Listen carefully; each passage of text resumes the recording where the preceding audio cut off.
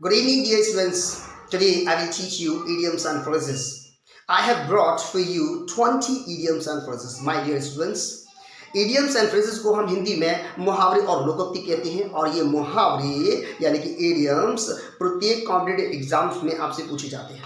Dear students, मैं आपके लिए बहुत ही ज़्यादा कॉमन, यूजफुल और इम्पोर्टेंट 20 idioms की क्लासेस देने जा रहा हूँ. सो आप इस वीडियो को शुरू से लेकर के अंत तक बिना स्किप किए हुए देखना. So without waste your time let's get started. All in all का मतलब होता है सर्वे सर्वा. My dear friends, all in all का मतलब होता है सर्वे सर्वा. आइए चलिए हम इसे एग्जाम्पल में अपने वाक्य में प्रयोग करते हैं.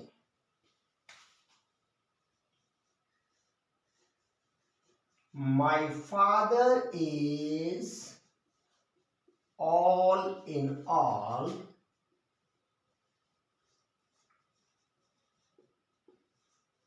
in my family. My father is all in all in my family. इसका हिंदी में मतलब है मेरे पिताजी मेरे परिवार में सर्वे सर्वा हैं. सर्वे सर्वा यानी कि मुखिया. हमारे पास अपना नेक्स्ट इडियम है have an axe to grind. Have an axe to grind का मतलब होता है अपना उल्लू सीधा करना. अपना उल्लू सीधा करना यानी कि अपना स्वार्थ सिद्ध करना. आइए चलिए इसे हम अपने वाक्य में प्रयोग करते हैं.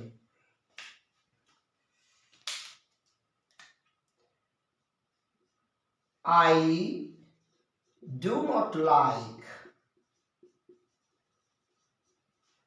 those people who have an axe to grind. I don't like those people who have an axe to grind का हिंदी में मतलब है मुझे ऐसे लोग पसंद नहीं हैं, मुझे वे लोग पसंद नहीं हैं जो अपना उल्लू सीधा करते हैं. आइए बढ़ते हैं अपनी नेक्स्ट इडियम की ओर. A bed of roses. A bed of roses का हिंदी में मतलब होता है फूलों की सेज. फूलों की सेज यानी कि आसान कार्य. आइए चलिए हम इस इडियम को वाक्य में यूज करते हैं. Life is not a bed of roses. Life is not a bed of roses यानी कि जीवन कोई फूलों की सेज नहीं है, यानी कि जीवन एक आसान कार्य नहीं है. आइए चलिए हम समझते हैं अपना अगला इडियम. अ वाइट एलिफेंट. अ वाइट एलिफेंट का हिंदी में मतलब होता है एक बहुत खर्चीली वस्तु. माय डियर फ्रेंड्स, हम अ वाइट एलिफेंट यानी एक बहुत खर्चीली वस्तु का इडियम का प्रयोग अपने वाक्य में करते हैं. A car is a white elephant for a middle class man. एक मध्यम वर्गीय व्यक्ति के लिए कार एक बहुत ही खर्चीली वस्तु है. आइए चलिए समझते हैं हम अपना next idiom. Bag and baggage. Bag and baggage का हिंदी में मतलब होता है बोरिया बिस्तर सहित, यानी कि अपने सारे बिस्तर सामान के साथ. आइए चलिए हम इसका प्रयोग अपने वाक्य में करते हैं. The English left India bag and baggage.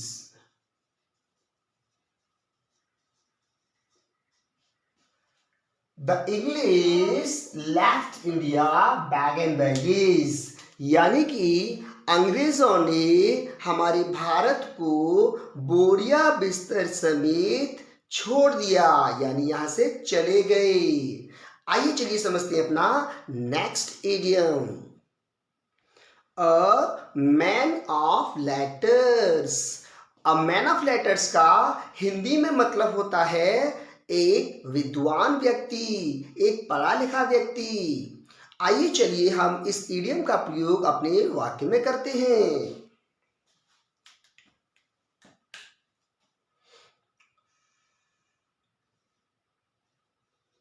A principal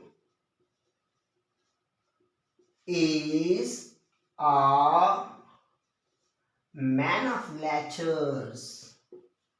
A principal is a man of letters, यानी कि हमारे प्रधानाचार्य जी एक विद्वान व्यक्ति हैं। आइए चलिए समझते हैं हम अपना next idiom. At the 11th hour. At the 11th hour का मतलब होता है हिंदी में अंतिम समय पर, बिल्कुल अंतिम समय पर, यानी कि एट द लास्ट मोमेंट। तो आइए चलिए हम eight the 11th our idiom का प्रयोग अपने वाक्य में करते हैं।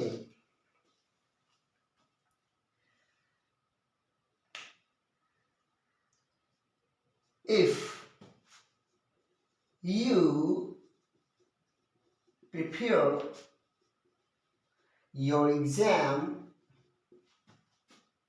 if you prepare your exam at the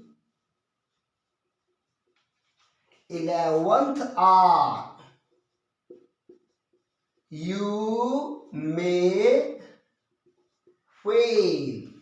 यदि आप अपने परीक्षा की तैयारी अंतिम समय पर करोगे तो क्या होगा? यू मे फेल, आप असफल हो सकते हैं। माय डियर फ्रेंड्स, करते हैं ना आप ऐसा? जब भी एग्जाम्स आते हैं ना, बस एग्जाम्स के टाइम पे पढ़ लेते हैं और उसी दरमियान पढ़ करके आप अपने एग्जाम्स को देते हैं। तो ऐसा क्या होता है इससे कि आप अगर अंतिम समय पर परीक्षा की तैयारी कर रहे हो तो आप वहां असफल हो सकते हैं। Dear friends, at the 11th hour का मतलब होता है last moment, at the last moment, यानी कि अंतिम समय पर। हमारा नेक्स्ट फ्रेज है, नेक्स्ट इडियम है अ ब्लैक सीप। अ ब्लैक सीप का हिंदी में मतलब होता है एक बदनाम व्यक्ति। आइए चलिए हम इस इडियम का प्रयोग अपने वाक्य में करते हैं।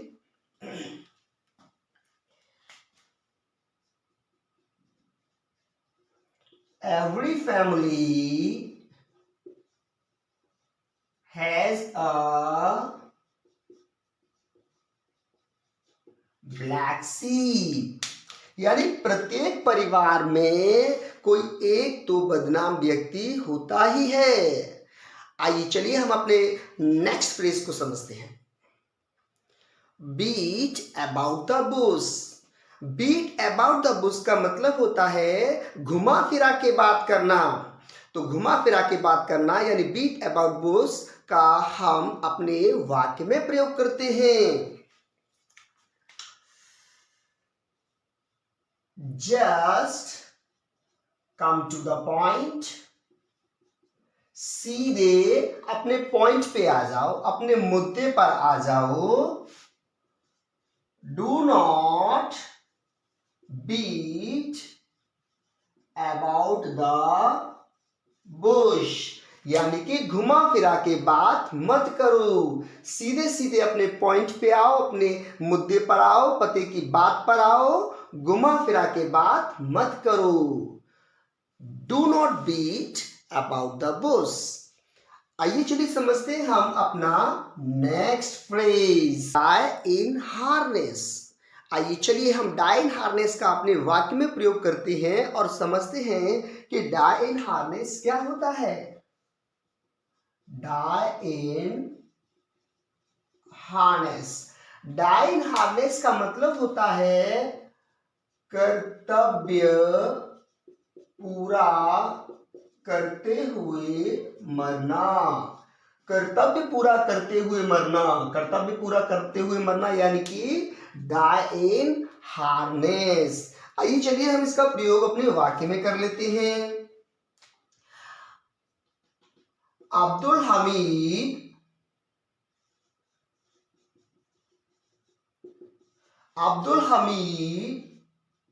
डाइड इन हार्नेस, यानी कि अब्दुल हमीद अपने कर्तव्य को पूरा करते हुए शहीद हो गए, चले गए। आइए चलिए समझते हैं अपना नेक्स्ट फ्रेज।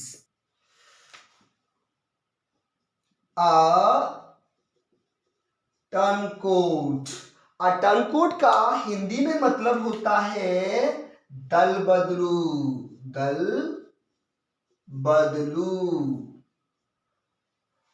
बदलू। तो आइए चलिए हम टर्नकोट का वाक्य प्रयोग करते हैं। नोबडी लाइक्स अ टर्नकोट। भाई टर्नकोट जो होता है, जो दल बदलू होता है, उसे कोई पसंद नहीं करता। तो आइए चलिए समझते हैं हम अपना नेक्स्ट फ्रेज। हमारा नेक्स्ट फ्रेज है at sixes and sevens. At sixes and sevens का हिंदी में मतलब होता है तितर बितर। तितर बितर यानी कि अव्यवस्थित। तो जब कोई भी चीज तितर बितर होती है, अव्यवस्थित होती है और बिखरी हुई होती है, तो उसके लिए हम फ्रेज इस्तेमाल करते हैं, इडियम इस्तेमाल करते हैं एट सिक्सेस एंड सेवन्स। आइए चलिए हम इसका प्रयोग करते हैं अपने वाक्य में। When I entered my room, जब मैंने अपने कमरे में प्रवेश किया। I found my all clothes at sixes and sevens। जब मैंने कमरे में प्रवेश किया, when I entered my room, I found, मैंने पाया, मुझे मिले, my all clothes, मेरे सारे कपड़े, at sixes and sevens, यानी कि तितर बितर या अव्यवस्थित। आइए चलिए समझते हैं हम अपना next idiom. A bone of contention। A bone of contention, इसका हिंदी में मतलब होता है झगड़े की जड़, cause of quarrel. My dear friends, झगड़े की जड़ के लिए, कॉज ऑफ क्वेरल के लिए हम एक और इडियम का इस्तेमाल करते हैं। उसका मतलब है, उसको बोलते हैं an apple of discord. An apple of discord और बोन ऑफ कंटेंशन, दोनों का ही मतलब सेम है। आइए चलिए समझते हैं। अ बोन ऑफ कंटेंशन एंड और एन एप्पल ऑफ डिस्कॉर्ड, या तो आप अ बोन ऑफ कंटेंशन कहिए या एन एप्पल ऑफ डिस्कॉर्ड, दोनों का ही हिंदी मतलब होता है झगड़े की जड़। झगड़े की जड़ यानी कि कॉज ऑफ क्वेरल। आइए चलिए हम इसका अपने वाक्य में प्रयोग करते हैं। Kashmir is a bone of contention between India and Pakistan। India and Pakistan. तो ये कश्मीर क्या है? भारत और पाकिस्तान के बीच एक बोन ऑफ कंटेंशन है, यानी कॉज ऑफ क्वेरल, यानी झगड़े की जड़। और इसी हम वाक्य को एन एप्पल ऑफ डिस्कॉर्ड के प्रयोग से भी बना सकते हैं। तो आइए चलिए समझते हैं कि Kashmir is an apple of discord between India and Pakistan. तो कश्मीर क्या है? भारत और पाकिस्तान के बीच में एन एप्पल ऑफ डिस्कॉर्ड यानी कि कॉज ऑफ क्वेरल यानी झगड़े की जड़ है। तो आइए चलिए समझते हैं अपना नेक्स्ट इडियम, बरी द हैचेट। बरी द हैचेट का मतलब होता है पुरानी शत्रुता भुला देना, to remove or to forget the old enmity। सो आइए चलिए हम इसका अपने वाक्य में प्रयोग करते हैं। पहले इसका हिंदी लिख लेते हैं, पुरानी शत्रुता भुलाना या भुला देना, bury the hatchet। It is wise or you can say it is good for both of you, आप दोनों के लिए यह अच्छा है to bury the hatchet। To bury the hatchet यानी कि पुरानी शत्रुता भुला देना। तो ये आप दोनों के लिए अच्छा है कि आप अपनी पुरानी शत्रुता भुला दो। It is good for both of you to bury the hatchet. आइए चलिए हम अपना नेक्स्ट फ्रेज समझते हैं, चाइल्ड्स प्ले। चाइल्ड्स प्ले यानी कि इजी वर्क, आसान कार्य। तो चाइल्ड्स प्ले का हिंदी में मतलब होता है आसान कार्य, इजी वर्क। तो आइए चलिए हम इसका अपने वाक्य में प्रयोग करते हैं, to solve the sums is not a child's play. To solve the sums यानी कि सवाल हल करना, is not a child's play यानी कि आसान कार्य नहीं है, कोई बच्चों का खेल नहीं है। तो आइए चलिए समझते हैं अपना next phrase, black and white.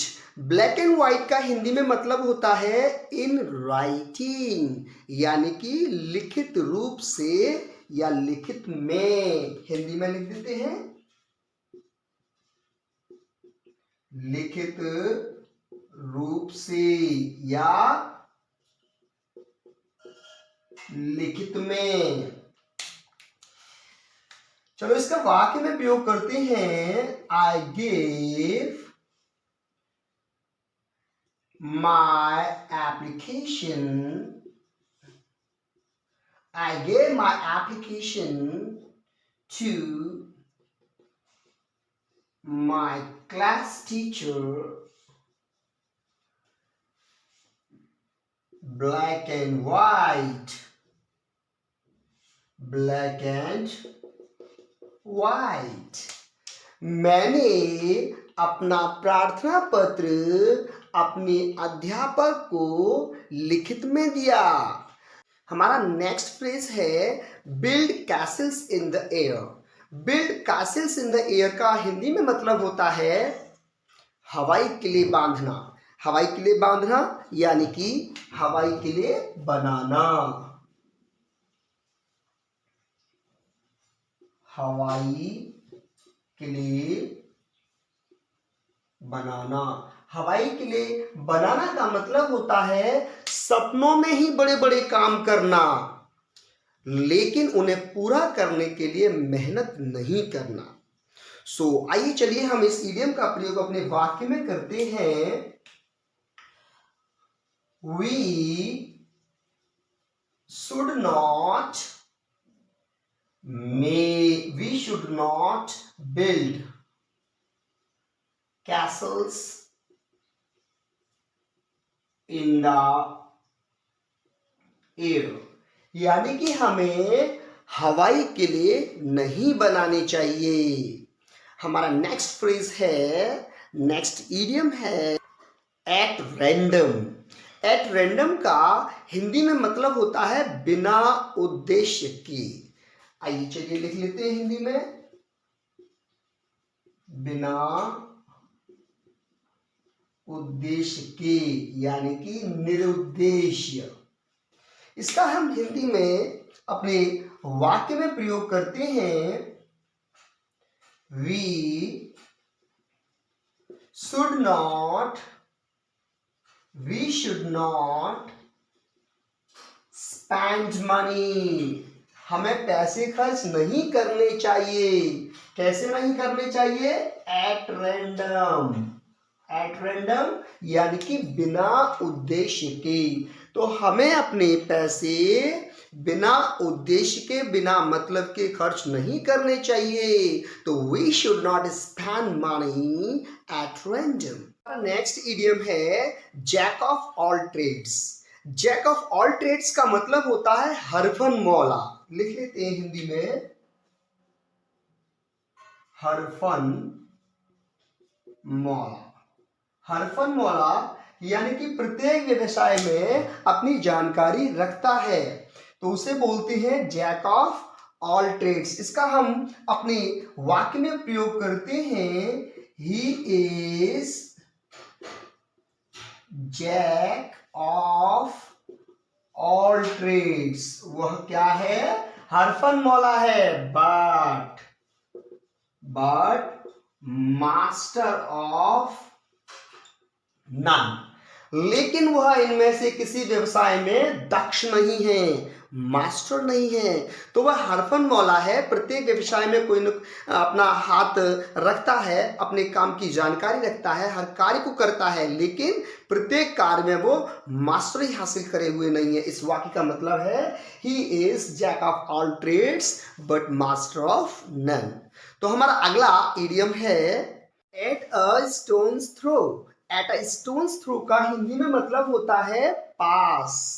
तो जब मैंने आपसे पूछा where is the post office, post office कहाँ है, आपने कहा एट अ स्टोन्स थ्रो, बस थोड़ा पत्थर फेंकोगे इतनी ही दूरी पर, अर्थात पास में। तो आपको कहना है, अपने वाक्य में प्रयोग कर सकते हैं, the post office is at a stone's throw, at a stone's throw। यानी कि ये जो पोस्ट ऑफिस है बस पास में ही है। ये थे आपके आज 20 idioms and phrases। My dear friends, ये वीडियो आपको कैसा लगा प्लीज कमेंट करके बताइएगा। यदि आप मेरे इस चैनल पर नए हैं तो प्लीज सब्सक्राइब कर लें और बेल आइकन को दबा दें ताकि मेरी नई आने वाली वीडियो आप तक पहुंच सके। डियर स्टूडेंट्स, आपका ये जो लाइक है, आपके जो कमेंट्स हैं, और ये मुझे इंस्पायर करते हैं कि मैं आपके लिए ऐसे ही नई नई वीडियोस लेकर के आऊँ और ज़्यादा मैं मेहनत करूं। इसके लिए आप प्लीज़ मुझे मोटिवेट कीजिए और वीडियो को लाइक कीजिए, शेयर कीजिए और अपने दोस्तों से कहिए वो भी सब्सक्राइब कर लें और जो बेल आइकन है उसको प्रेस कर लें। So thank you very much, nice meeting with you, bye bye.